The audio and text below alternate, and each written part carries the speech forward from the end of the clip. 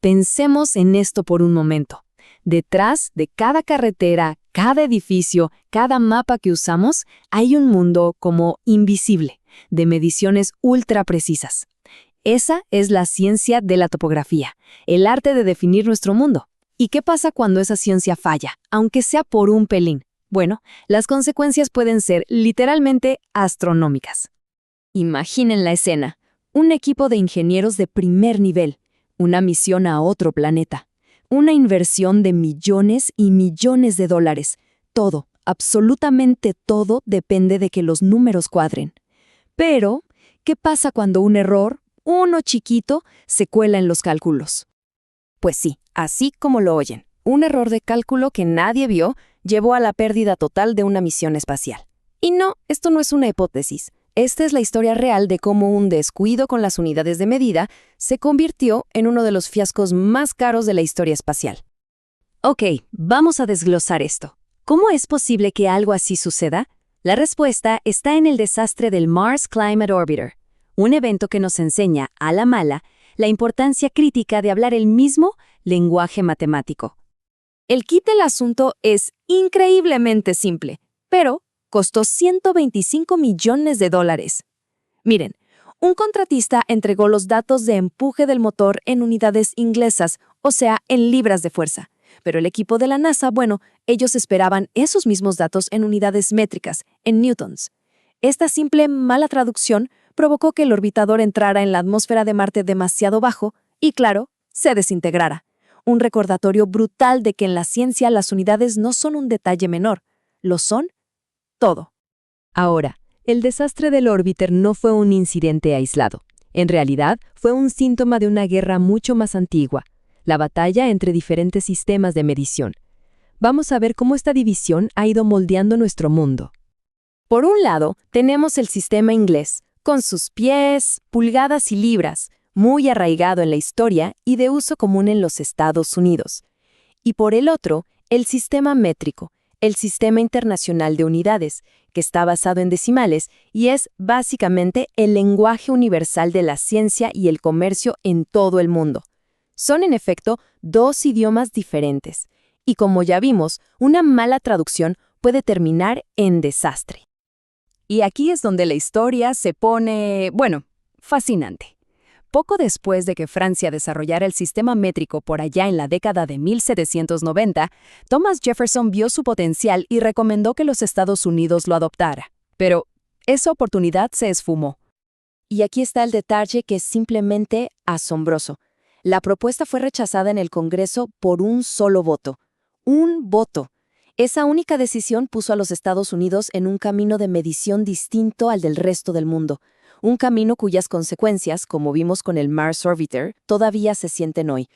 Y esta línea de tiempo ilustra a la perfección la búsqueda incansable de la humanidad por la precisión. La definición del metro ha evolucionado de una manera increíble. Pasó de ser una fracción de la Tierra, a la longitud de una barra física, a un número súper específico de longitudes de luz y finalmente a una constante universal, la velocidad de la luz. Cada cambio representa un salto hacia una definición más y más exacta, un estándar que ya no depende de un objeto físico, sino de las leyes del universo. Pero tener un sistema de medición estandarizado es solo una parte de la batalla. Dentro de cualquier sistema, el error humano siempre está ahí, latente. Ahora vamos a ver por qué la forma en que escribimos los números es tan importante como los números mismos. Aquí entra un concepto clave, las cifras significativas. Y no se trata solo de cuántos decimales se usan. Es una forma de comunicar qué tan precisa es una medida. Incluye todos los dígitos que conocemos con seguridad, más uno que es una estimación. En el fondo, es una forma de ser honestos sobre la exactitud de nuestros datos. Uno podría pensar, es solo un redondeo chiquito, ¿qué tanto puede afectar? Es una pregunta súper válida.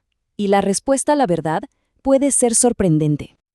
Miren esta comparación, es muy clara. A la izquierda, el método correcto. Se suman todos los números con su precisión original y solo al final se redondea el resultado.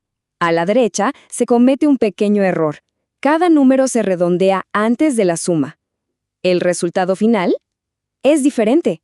Y aunque parezca una diferencia mínima, en topografía, en ingeniería o en la navegación de una sonda a Marte, esa pequeñísima diferencia puede ser la que separa el éxito del fracaso.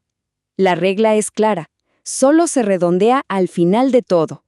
Entonces, si la precisión es algo tan frágil, ¿cómo la protegían los topógrafos antes de que existieran las computadoras?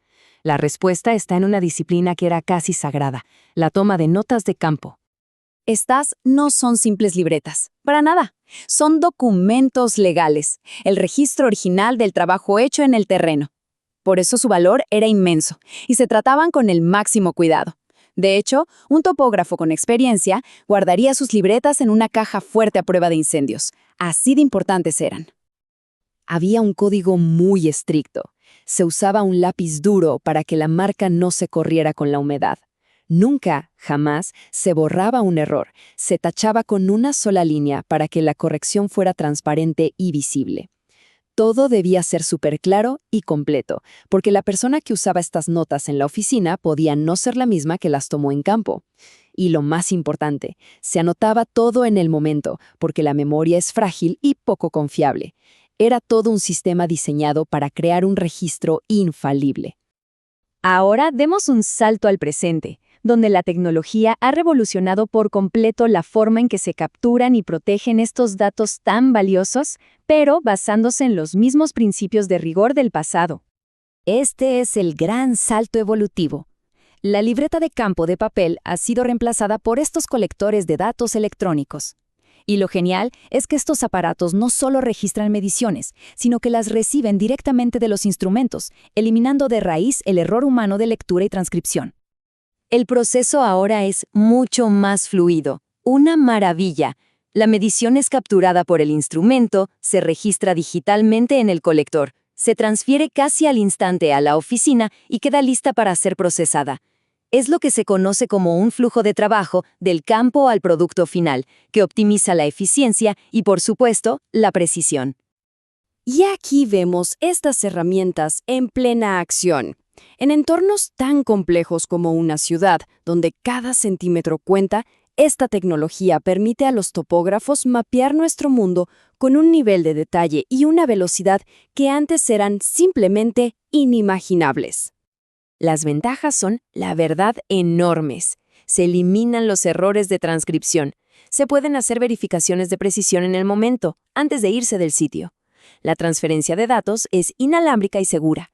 Incluso se pueden añadir fotos como evidencia visual, continuando la tradición de crear un registro completo y verificable, pero con las herramientas del siglo XXI.